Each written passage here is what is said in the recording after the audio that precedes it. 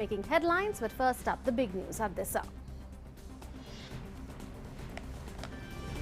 President Ramnath Kovind presents Gallantry Awards and Distinguished Service Decorations for the year 2021 at Defence Investiture Ceremony in New Delhi today. 1 Veer Chakra, 5 Shaurya Chakra conferred, 8 awards conferred posthumously. Indian Air Force Air Chief V.R. Chaudhary receives Param Vishisht Seva Medal.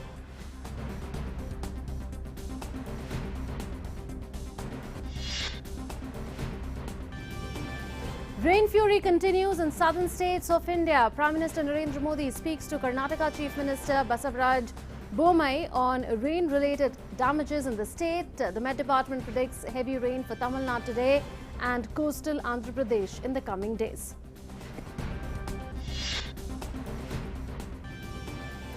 Congress leader Manish Tiwari's book continues to create controversy. BJP spokesperson Gaurav Bhatia hits out at the Congress, says Congress should not play politics on martyred Jawans.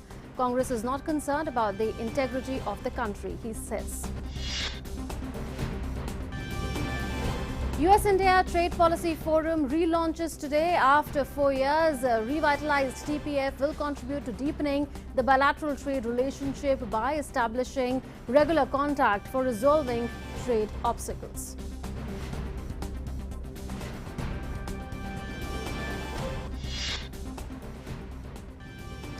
Fifth East Asia Summit Conference on Maritime Security Cooperation begins in Kolkata today. Event is being organized by India in partnership with Australia. Experts from both government and academia will deliberate upon various aspects of maritime security cooperation.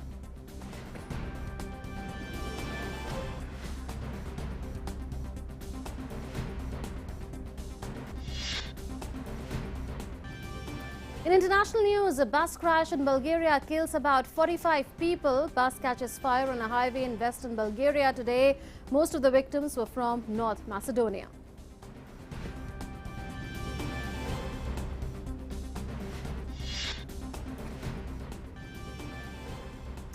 US issues do not travel warning for Germany and Denmark due to rising number of COVID-19 cases. Germany's acting Chancellor Angela Merkel says measures being taken to stop the spread of coronavirus in Germany were insufficient, calls for stronger action.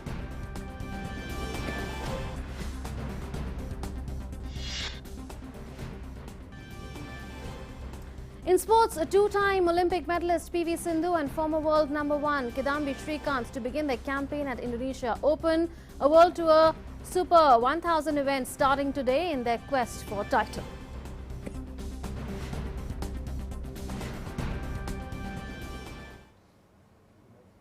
Let's begin the show with the big news.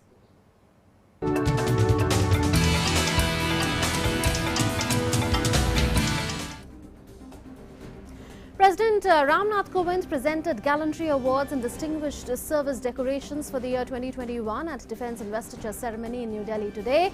Distinguished Service Decorations include Kirti Chakra, Shaurya Chakra, Param Vishisht Seva Medal and Ati Vishisht Seva Medal.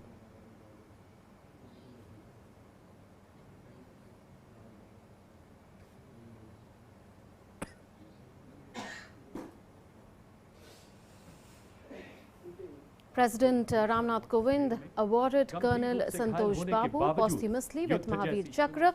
Colonel Santosh Babu was martyred in Operation Snow Leopard in Galwan Valley of Ladakh.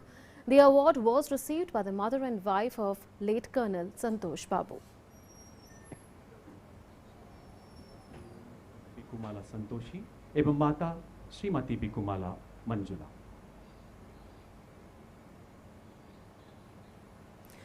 President awarded Naib Subedar Nuduram Soren posthumously with Veer Chakra for his act of valor and supreme sacrifice in Operation Snow Leopard in Galwan Valley of Ladakh. The award was received by his wife. President awarded Havildar K. Palani, Naik Deepak Singh of 16 Bihar and Sepoy Gurtej Singh of 3 Bihar posthumously with Veer Chakra for laying down their lives and showing exemplary braveness during Operation Snow Leopard last year in the Galwan Valley of Ladakh. President also awarded Havildar Tejinder Singh with the Veer Chakra for his act of valor during Operation Snow Leopard in the Galwan Valley. पूर्वी लद्दाख की गलवान घाटी में उत्कृष्ट रणकौशल एवं बहादुरी का प्रदर्शन किया। शत्रु की बड़ी संख्या में मौजूदगी के बावजूद हवलदार तेजिंदर सिंह अपने लक्ष्य पर अडिग रहे। आमने सामने की लड़ाई में दुश्मन के प्रतिरोध का मुंह तोड़ जवाब दिया। President awarded Kirti Chakra posthumously to Subedar Sanjeev Kumar of 4 Para Special Force for his valiant act of neutralizing one terrorist and injuring 4 others in JNK's Karin sector. Wife of Subedar Sanjeev Kumar received the award on his behalf. पराक्रम की प्रेरणा से उनके दल ने 5 कट्टर आतंकवादियों को मौत के घाट उतार दिया।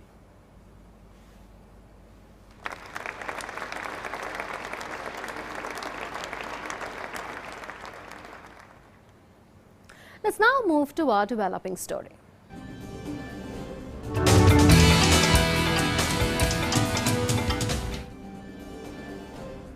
United States Trade Representative Catherine Tai and Deputy United States Trade Representative Sara Bianchi met yesterday with Union Minister of Commerce and Industry Piyush Goyal. Ambassador Tai and Minister Goyal previewed the US-India Trade Policy Forum meeting to be held today.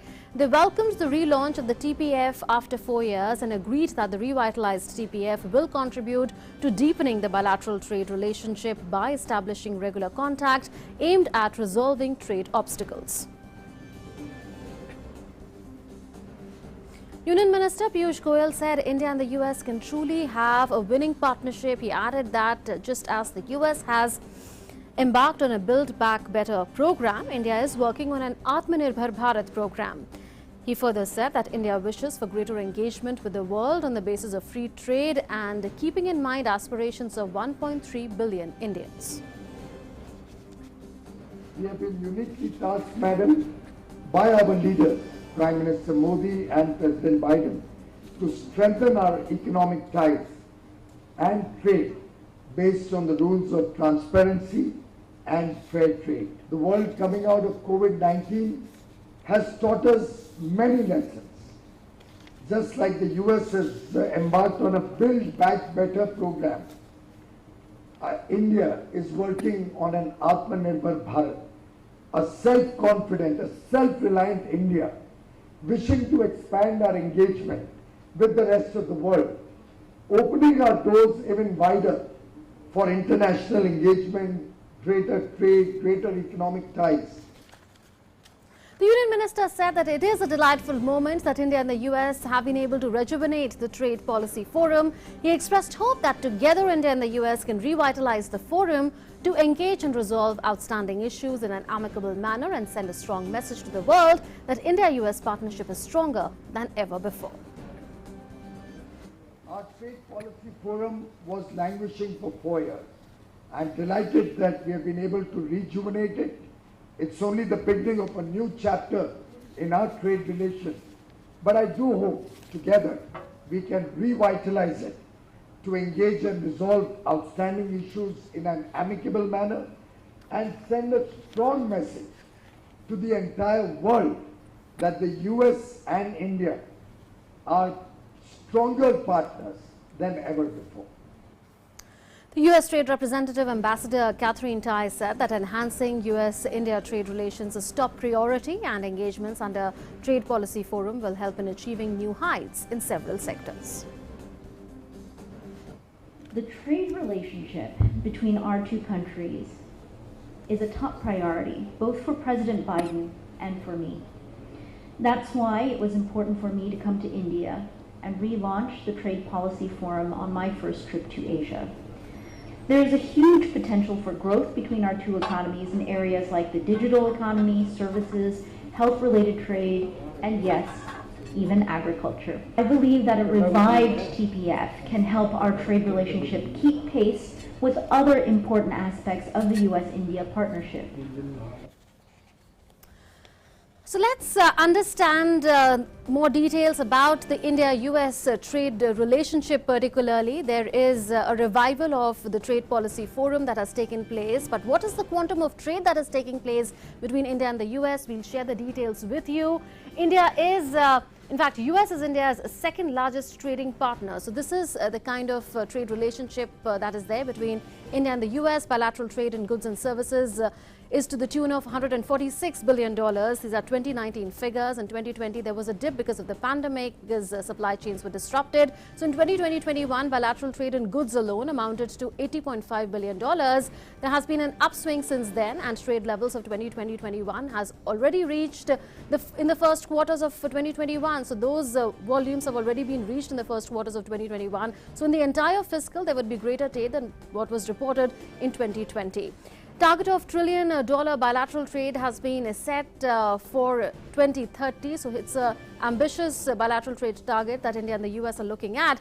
Let's take a look at more details. 2020-21, US became second largest source of FDI into India, with inflows amounting to $13.82 billion. Also, US is one of the top 5 investment destinations for Indian FDI. India, in fact, has become a huge destination as far as FDI is concerned, and US is a big contributor to that. Indian companies employ nearly 1,25,000 people in the US. So this is how Indian companies are generating jobs in the United States of America.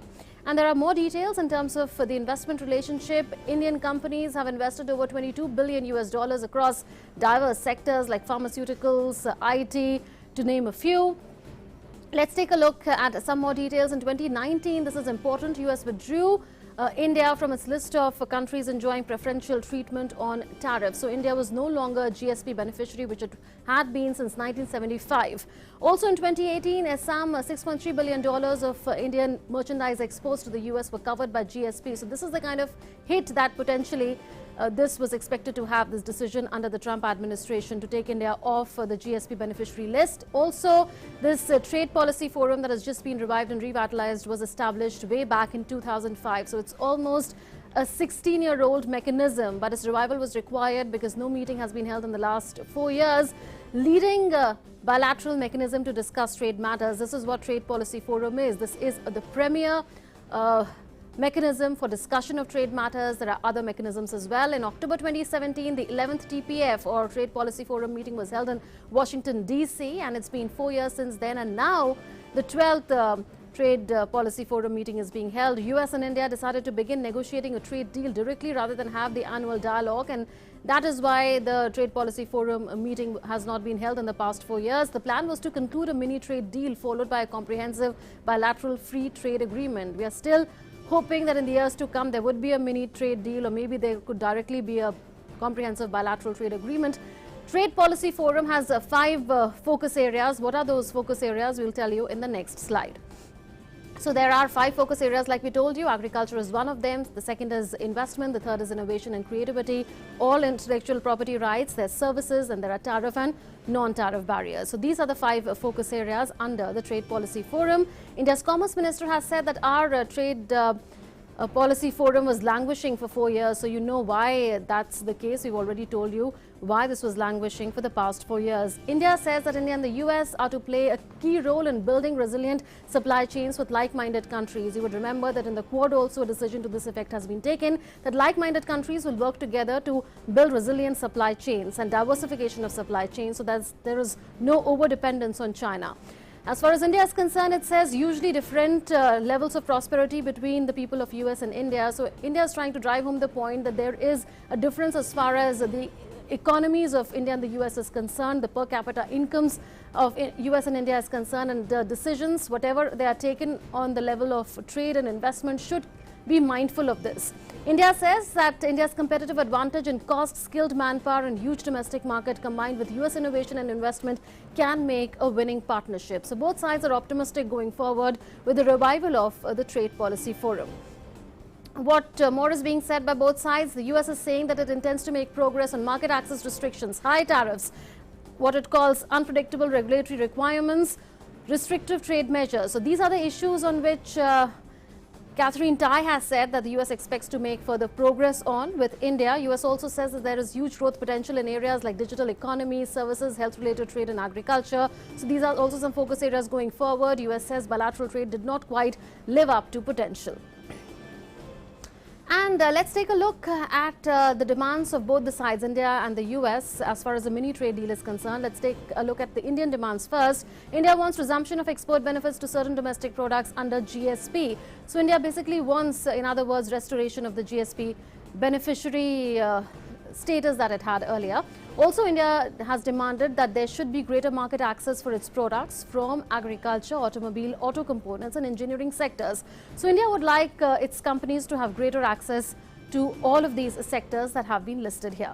Let's take a look at the US demands now. US wants greater market access for its farm, manufacturing products, dairy items and medical devices. This has been a long-standing position of the United States of America.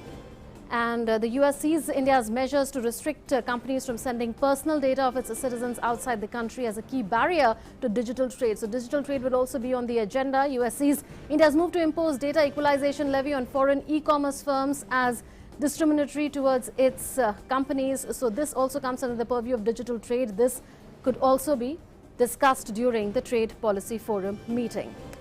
And towards the end, the US has raised concerns over high trade deficit with India. So India enjoys a trade surplus with the United States, and as far as US is concerned, it has a trade deficit with India, and that's been continuing for some time now. So US would want greater balance to be achieved in the trade relationship. Let's get more perspective now. Our guest is joining us now. Anil Kumar Trigunayat, former Indian diplomat, is with us. Ambassador Trigunayat, welcome to Midday Prime. Break it down for us. What are the contentious issues in the India-US trade relationship? And with the revival of the Trade Policy Forum, the premier mechanism as far as trade matters are concerned between India and the US, how optimistic are you of a resolution sooner than later? Well, I believe that Indo-US ties have reached a certain level, and they are our comprehensive global strategic partner. So in that sense, we have to resolve the issues that have been there. And on the trade front, technology front, and certain defense issues, we have had the problems with the US. And as you know, no relationship is trouble-free. And it also has depended a great deal on some administrations. For example, during the Trump's time, we have had the withdrawal of the GSP benefits to India, which affected, it's not such a big deal as far as the trade is concerned. But the optics of it and certain sectors that were definitely impacted, and I hope that the USTR is able to take some redressal measures on that. And India has very clearly said that during the pandemic and seeing the behavior of the Chinese, India has emerged into a very important, I would say, an alternate destination. And that is the reason that we are seeing the growing US investments into India, but much more can be done. As far as trade is concerned, the target is nearly to make it to more than 10 times by 2030. It can be achieved, but then we have certain sticking points. The sticking points are in the new areas of trade. E-commerce did not exist until a few years ago. Digital trade, data mining and data exchanges, how are we going to control data? How are we going to move the e-commerce and regulate it to the extent? How are we going to deal with the tariffs, because so far US has actually resorted to the direct tariff discrimination against India. During Trump's time, we know that they had imposed tariff on India and China also for some reason. That was their trade war with them. But at the same time, India also, they said, it's the same issues which she mentioned this time. For example, she said there is a trade deficit. Now we have trade deficit with many countries in the world, but the trade is a two-way street. It is not an equalizer, it is not a zero-sum game. It depends on your actual, every country wants a greater market access. And India also wants the same as the US. So I think we need to work together on that. The fact that we have not been able to cut even the mini trade deal shows that there are certain issues that need to be worked out. But there is an intent and there is a clarity. There is the resumption of this International Trade Policy Forum, which was actually supposed to address these issues and had become totally defunct over time. And I hope that between the two ministers there is a great chemistry, and between our two leaders also there has been a great desire to carry forward the relationship to new areas. So I believe that there would be a possibility of really addressing the key issues so that the relationship can move on smoothly. Right, Ambassador Jugunayat, you would agree with me that under the Trump administration, the US was quite protectionist, and perhaps it was a result of that sort of a vision that the status of a GSP beneficiary was withdrawn from India. And even in 2019, when Prime Minister had gone to New York and Washington DC, we'd seen how this issue remained a sticking point, and it was expected that a mini trade deal would be reached, followed by a comprehensive agreement later, but none of that has come through. Now, with Piyush Goyal saying that both he and Catherine Tai have been given the unique task of ensuring that the economic and trade relationship is strengthened with transparency and fairness, do you expect some sort of headway in the next year or so under the Joe Biden administration? Well, as you know, I mean, let's be very frank about it. Each country thinks for its own interest first. And the Trump's argument was that since India has become the third largest economy in the world, basically, it does, or rather a developing country, instead of developing country, it has acquired a certain heft in the international domain. So it doesn't require the GSP benefits. So that has been the case, which was totally misplaced, actually. At the same time, now you can see that China has become the biggest economy in the world, and the US is today the second. So now they are going to look at the second and third rather than the per capita domain. I mean, we are at least 6, 7, 8 times bigger in terms of population. So therefore, there is definitely an issue. And I think that that's what I said. I said, since we have now an ongoing exchanges between our two countries, and there are many issues. Bilaterally, we have a problem. Those problems have to be addressed. And despite that, the US is today our second largest trading partner. It was the largest at one time. It is we Indian companies are investing in US. And we are looking at a lot of sunrise sectors, actually. So I think that we will be able to find a modus vivendi with certain issues, and the sticky issues would be resolved over time. I mean, there is nothing that cannot be resolved, but every side wants a cake and eat it too. Absolutely. And there are other new sectors. You mentioned the digital sector as one of them. There's also the 5G sector, where India and the US perhaps would like an integrated telecommunications ecosystem. Then there is the issue of data security as well. There is a particular position that US has taken as far as its e-commerce companies are concerned, and we've taken a different position. So with time, with new technologies coming in and new sectors becoming sunrise sectors, what do you expect going forward? I think that it is going to be a difficult journey, because India, in my view, whatever I have learned is so far we have not even developed our complete policy on how are we going to manage the data flows and data exchanges and the data acquisition and sharing with the other countries, and what would be the kind of modalities for that. So I think there is in this particular domain there's going to be a certain time before we are able to address these fully, because they are evolving issues. And today's trade is technology driven. So you cannot dispense with one or the other. So therefore, I think that there would be certain sticky issues.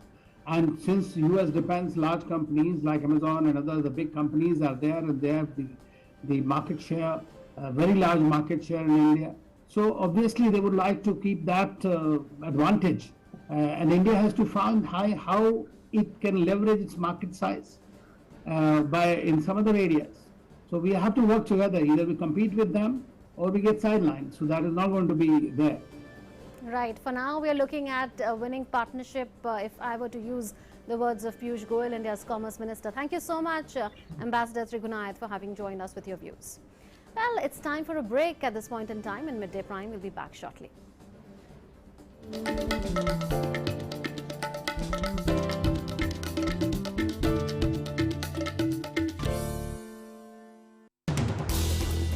As the day unfolds and news and events take shape, we get you complete coverage of every news breaking in, tracking new developments as they happen. Midday Prime English, Monday to Friday, 2 p.m. on DD India.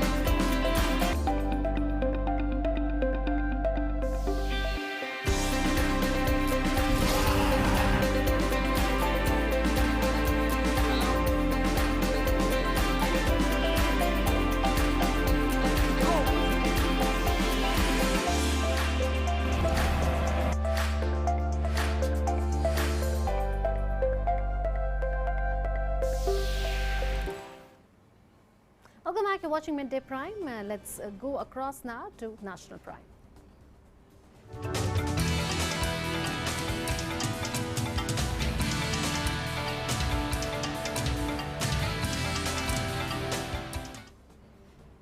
Uttar Pradesh is poised to become the only state in India to have 5 international airports, as Prime Minister Narendra Modi will lay the foundation stone of the Noida International Airport in Jewar, Gautam Budh Nagar, Uttar Pradesh on 25th November. The development of the airport is in line with the vision of the Prime Minister towards creating a future-ready aviation sector. A special focus of this grand vision has been on the state of UP, that is witnessing the development of multiple new international airports. This airport will be the second international airport to come up in Delhi NCR. It will help decongest the IGI airport. The airport will be the logistics gateway of northern India and unleash the potential of UP to the world. It will also help establish the state on the global logistics map. For the first time, an airport in India has been conceptualized with an integrated multimodal cargo hub with a focus on reducing the total cost and time for logistics. Through facilitating a seamless movement of industrial products, the airport will play a crucial role in helping the region attract huge investments and boost rapid industrial growth. Noida and Delhi will be connected to the airport through a hassle-free metro service. The airport will also be linked to the planned Delhi-Varanasi high-speed rail. It will be India's first net zero emissions airport as well.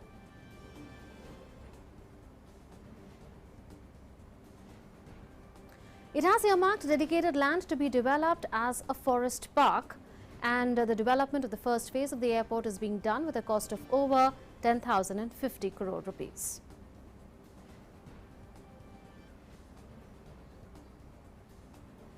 The two-day 5th East Asia Conference on Maritime Security Cooperation began in Kolkata today. The event is being organized by India in partnership with Australia. Conference deliberates upon various aspects of maritime security cooperation under 4 thematic sessions, namely maritime security, resource and information sharing, science and technology cooperation, and pandemic and disaster risk reduction and management. The event will conclude with a panel discussion on the way forward. Government of India is represented by Secretary East in the Ministry of External Affairs, Riva Ganguly Das.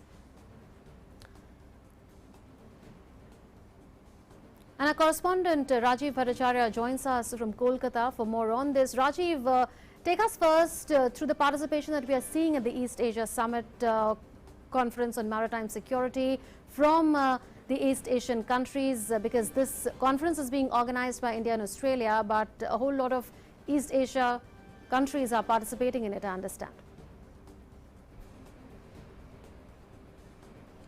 Right, Munmun. Let me tell you that about 18 countries in this region are taking part in this conference. Therefore, that kind of underlines the importance that is being attached to this conference by all these countries, not only the co-hosts, India and Australia, but the other participating nations as well. Due to the pandemic restrictions, some participants, of course, have joined via video conferencing, but that is the order of the day. But the subject, the maritime security, the importance of maritime security cannot be overemphasized. Nowadays, threats from the sea is an important factor to be taken into consideration from the security point of view of all nations, and therefore pooling of resources, sharing of information, sharing of proper inputs from different countries, different nations, different agencies will obviously help the security agencies in a long way. As far as the sharing of information is concerned, it's not only the governments who have to cooperate, but the security agencies as well, and especially what we call the human intelligence angle also has to be taken into consideration. Information from the coastal areas, the processing of that kind of information and taking appropriate steps. So all these factors come into play when a summit like this is being organized, and therefore there are certain things which really cannot be discussed publicly, but at the same time, from a broad perspective, one has to take into consideration the importance of maritime security in today's world. Munmun. Right, Rajiv. Thank you for those inputs from Kolkata. Well, the air quality of the national capital, Delhi, has continued to fluctuate between the very poor and severe category for more than 2 weeks now. Air quality of the national capital remains in poor category, with overall AQI or air quality index recorded at 315 points at 6 a.m. today. Meanwhile, the Commission for Air Quality Management is expected to hold a review meeting on air pollution today.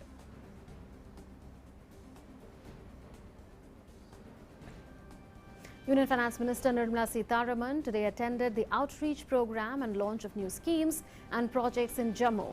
On the occasion, she inaugurated several projects and also laid e-foundation of different projects across the Union territory.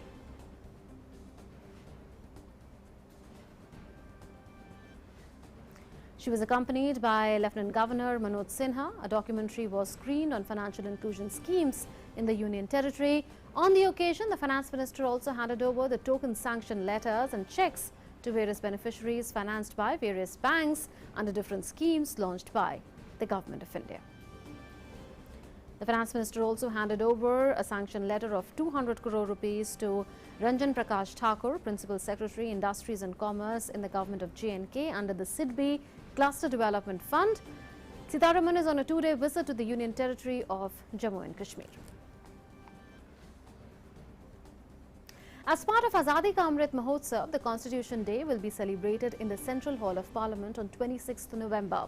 President Ramnath Kovind will preside over the event. Addressing a press conference about the event, Union Minister Prahlad Joshi said on Tuesday that the main event will be attended by Vice President Venkaiah Naidu, Prime Minister Narendra Modi, Lok Sabha Speaker Om Birla and various other dignitaries. The event is being organized by the Lok Sabha Secretariat and Speaker. We are the most successful world's largest democracy because of our constitution. To make this to understand to the present generation, these two programs, one is reading of the preamble and another one is about the online quiz. If they can daily see what is the happening and what are the questions they have come, and if they try to understand that, the entire constitution's basic principle of the constitution, every citizen can understand. Farmers across the country have welcomed the government's decision to withdraw all the 3 farm laws. Let's listen in to some of the farmers. प्रधानमंत्री नरेंद्र मोदी जी ने जो तीनों कृषि कानून वापस लिए हैं, इसके लिए हम किसान उनका धन्यवाद करते हैं। उन्होंने किसानों को हित को देखते हुए ये फैसला लिया है, इसके लिए सभी तहे दिल से धन्यवाद करते हैं। और साथ ही मेरा ये व्यक्तिगत सुझाव ये है, जो हमारे साथी अब धरने पर जगह जगह धरने पर बैठे हुए हैं, प्रधानमंत्री के आश्वासन के बाद उनको अब धरने से वापस आना चाहिए।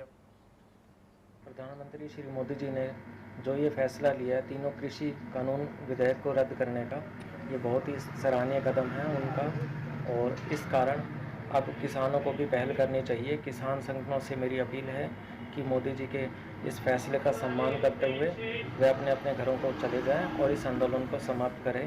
इससे बहुत ही लोगों को परेशानी हो रही है।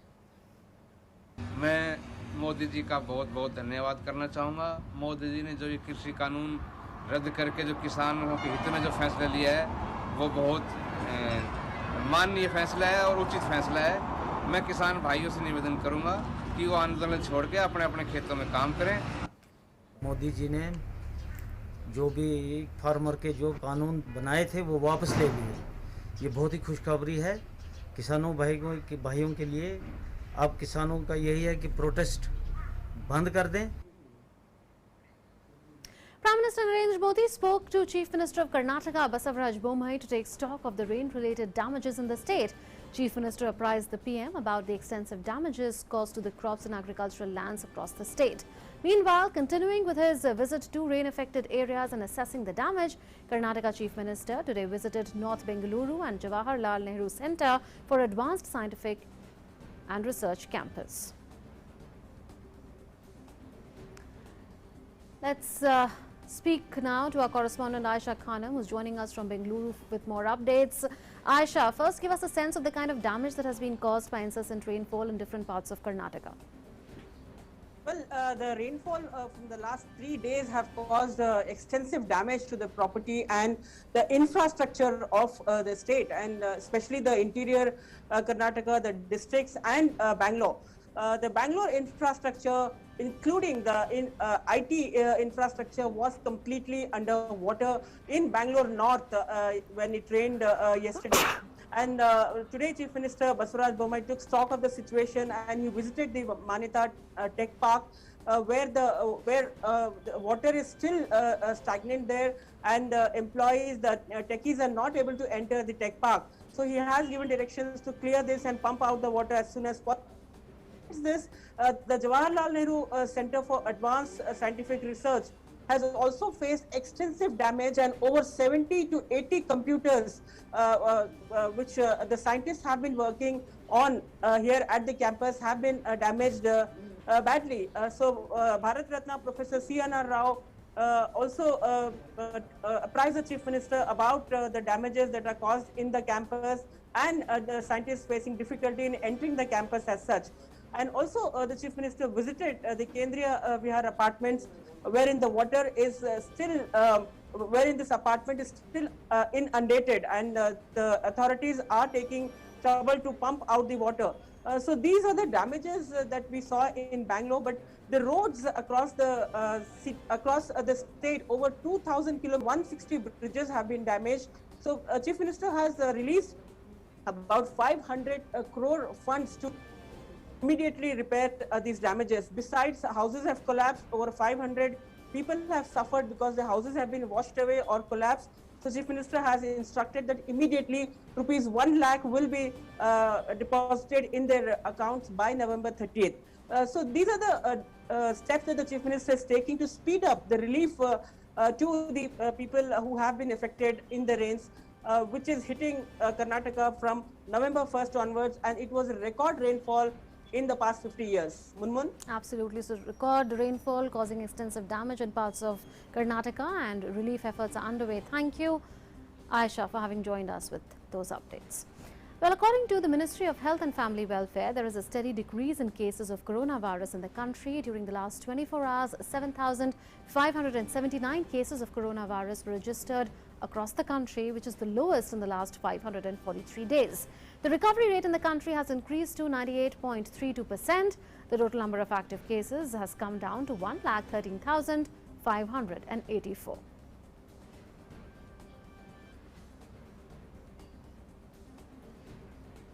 Meanwhile, Covaxin is now in the UK's approved list of COVID-19 vaccines for international travellers. As of now, over 96 countries have recognized India's COVID vaccines, Covishield and Covaxin, and have agreed to mutual recognition of COVID-19 vaccine certificates with India. France, Germany, Belgium, Ireland, Netherlands, Spain, the Philippines, Bangladesh, Mali, Ghana, Sierra Leone, Angola are some of the countries on the list. India continues to recover at a fast pace if compared globally. India's active caseload stands at 1,13,584. That's the lowest in 536 days. Active cases account for less than 1% of total cases, currently at 0.33%, which is the lowest since March 2020. While COVID-19 is causing fresh worries in Europe, the continent is grappling with a fresh bout of infections.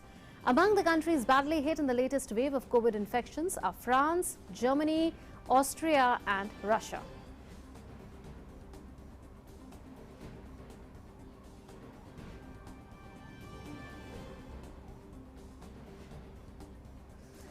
On the day 4 at the International Film Festival of India, tributes are being paid to Kalpurush, directed by Buddhadev Das Gupta, and to veteran actor Surekha Sikri in Badhai Ho. Satyajit Ray's Jal Sagar was also screened. Meanwhile, renowned director Ashok Vishwanathan's film in the non-feature category was the center of attraction. Also in the masterclasses, renowned director Shujit Sarkar will talk about his film Uddham Singh.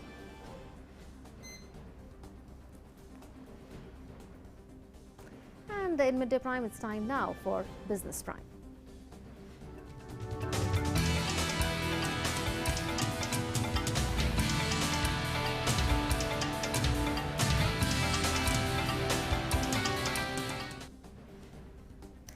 Paytm's parent company, 197 Communications shares continues to tumble following a weak listing last week. Paytm shares made a weak debut in the secondary market, with 197 stock ending 27% lower on that day compared to the issue price. The Paytm IPO, though oversubscribed, was booked 1.9 times.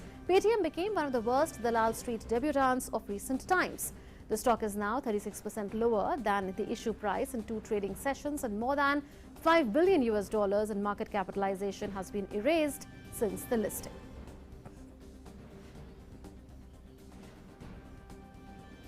Indian equity benchmarks, Sensex and Nifty 50 started today's session on a negative note, tracking weakness across most global markets. Losses across most sectors, led by financial, IT and oil and gas counters, pulled the headline indices lower, though gains in metal shares provided some support. Sensex traded 83.29 points down at 58,382.6 amid brisk selling in frontline blue chip counter, while Nifty 50 index was trading 32.05 points down at 17,384.5. And how are the U.S. markets doing? The U.S. stock markets ended lower on Monday after President Joe Biden picked Federal Reserve Chair Jerome Powell to lead the central bank for a second term, while Wall Street lenders rallied on the prospect of interest rate hikes in 2022. The Nasdaq tumbled deep into negative territory after it and the S&P 500 earlier hit record highs. Futures contracts tied to the Fed's policy rate indicated that money markets are now expecting the U.S. central bank to raise interest rates by 25 basis points by next June versus a previous estimate of July. The S&P 500 lost 15.02 points to end at 4,682.94 points, while the Nasdaq Composite lost 202.68 points to 15,854.76. The Dow Jones Industrial Average rose 17.27 points to end at 35,619.25.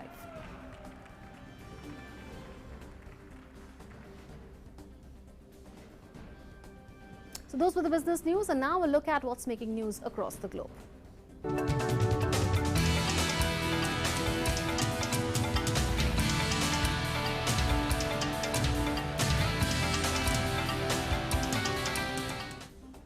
At least 45 people were killed when a bus with North Macedonian plates caught fire on a highway in western Bulgaria today. There were children among the victims, and 7 people with burns were rushed to hospital in the capital, Sofia. Most of the victims were from North Macedonia. A look now at updates on COVID-19 from across the world. COVID-19 cases are soaring across the world. The virus has so far infected more than 25 crore 83 lakh people, while the number of recoveries have crossed 23 crore 38 lakh mark globally. COVID-19 has claimed over 51 lakh 74,000 lives worldwide. The US continues to register the highest number of cases and deaths. The country has over more than 4 crore 87 lakh cases and fatalities, standing above 7 lakh 94,000. Europe is witnessing another surge of COVID from the past few weeks. United Kingdom has registered the highest number of cases in Europe. Virus has infected over 98 lakh people. France is also battling a surge of cases with over 74 lakh cases. More than 54 lakh people have been infected in Germany. Meanwhile, over 49 lakh cases have been reported in Italy. Europe continues to be the epicenter of the COVID-19 pandemic as we speak. And the U.S. Centers for Disease Control and Prevention, that is US CDS, and State Department have advised against travel to Germany and Denmark because of a rising number of COVID-19 cases in those countries. The CDC elevated its travel recommendation to level 4, that is very high for the 2 European countries.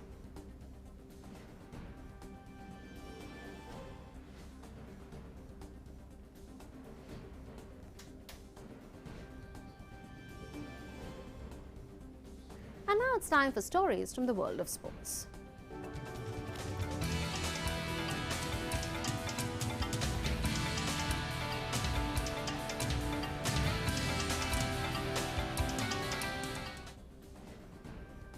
My colleague Deepika joins us with Sports Prime. It's over to you.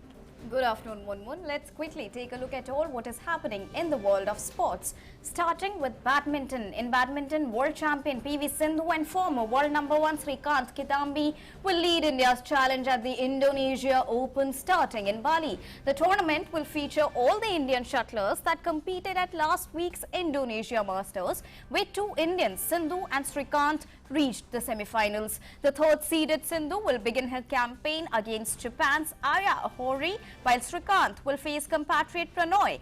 World number 16 B. Sai Praneeth will meet Francis Toma Junior Popov in the opening round, while Lakshya Sen will face top-seeded and 2-time world champion Kanto Momota in his opening match, while Parupalli Kashyap squares off with Singapore's Loh Keen Yew. Among other Indians in the fray, the 6-seeded men's doubles pairing of Satvik Sairaj Ranki Reddy and Chirag Shetty has scored a bye in the opening round itself. The women's doubles pair of Ashwini Punappa and Ensiki Reddy will face the 5th-seeded Bulgarian duo of Gabriela Steva and Stephanie Steva. In mixed doubles, on the other hand, Ashwini will pair up with B. Sumit Reddy, while Siki Reddy will play with Kapila. Juhi Devangan and Venkat Gaurav Prasad are also in the fray for the mixed doubles. And talking about hockey now, FIH Odisha's Hockey Men's Junior World Cup is all set to kickstart from Wednesday, the 24th of November. In their first group stage match, India will be up against Team France, and with just 1 day to go, Chief Minister Naveen Patnaik shared the pictures of the stadium, which is all set to host the international event.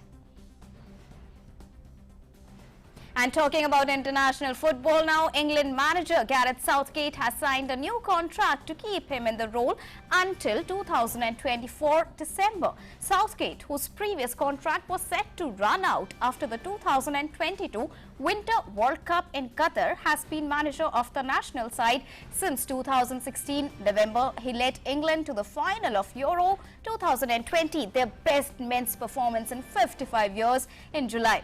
Well, Southgate will oversee England's progress at next year's World Cup, which runs from 21st November to 18th of December at the qualification stages for Euro 2024, along with the tournament taking place from 14th of June till 14th of July. Assistant manager Steve Holland has also agreed a new deal through the end of 2024. And ahead of Barcelona's match against Benfica later tonight in UEFA Champions League, Barcelona boss Xavi Hernandez said on Monday he's relishing the challenge of facing Benfica in the Champions League as they look to avenge their defeat by the Portuguese side in Lisbon earlier in the campaign. Well, a win on Tuesday night will ensure Barcelona's entry into the last 16 of Europe's elite club competition with a match in their hand. We need to show it on the pitch. Talking is easy and we can't show off. Barca is not in a moment to show off clearly, but we need to be optimistic, thinking positively, and to think we have an opportunity tonight.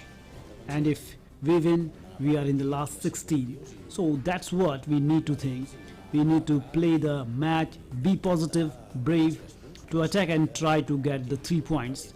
But we know the last match against Benfica, we lost 3-0. So it's not going to be easy. But that's our reality right now. And that was Xavi Hernandez talking about today's match. Well, moving on to our other story, which is on Pedri. Barcelona midfielder Pedri has won the 2021 Golden Boy Award for the best under-21 player playing in a European country's top division. 18 years old, Pedri beat England and Borussia Dortmund midfielder Jude Bellingham to the award by a record 199 points. He played more minutes than any other Barca player last season, going on to play at Euro 2020 and win Olympic silver with Spain. And with this, it's a wrap in sports. Wrap right now. Over back to you, Munmun. Thanks, Deepika, for that roundup. And now it's time for our next segment, Live Prime, where we bring you stories from the world of art, culture, cinema, fashion, science and innovation. Stories that are bringing smiles, stories that are changing lives.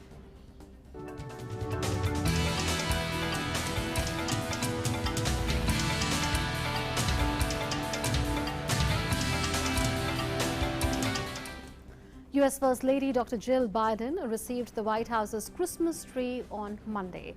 This year's tree is an 18.5 feet Fraser fir from North Carolina. The tree, which arrived on a horse-drawn wagon, will eventually be placed in the Blue Room, in keeping with a tradition that started during Dwight D. Eisenhower's administration.